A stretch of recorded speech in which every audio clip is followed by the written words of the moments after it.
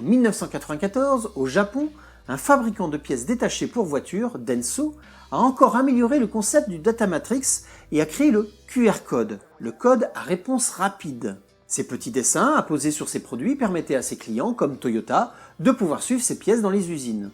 Denso a finalement libéré son invention en 1999 et depuis, cette nouvelle évolution est en train d'envahir le monde. Comment on reconnaît un QR code? Le QR code possède des marqueurs bien distinctifs. Tout d'abord, il possède 3 gros carrés dans 3 angles du QR code. Ce sont des marqueurs de position. Il indique au scanner le sens de lecture du code. L'angle sans gros carré se trouve en bas à droite. Il existe 40 versions différentes de QR code, suivant la quantité de données à encoder. Cela va de 10 caractères à 40 000 caractères. Et tout comme le data matrix, les données sont redondantes et donc recopiées plusieurs fois dans le QR code. Un QR code en partie caché ou détruit pourra toujours être lu. Suivant la quantité de données à encoder, un QR code pourra intégrer des marqueurs de position supplémentaires.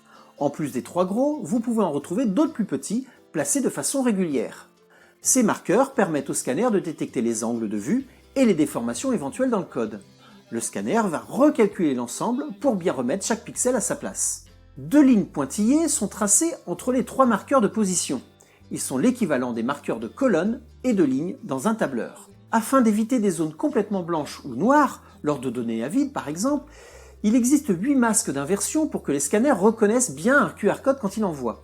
Par exemple, on peut inverser le noir et le blanc une ligne sur 2 ou inverser selon une texture prédéfinie. Le numéro de masque est indiqué autour des marqueurs de positionnement principaux, de façon redondante. On y indique également le niveau de taux de correction.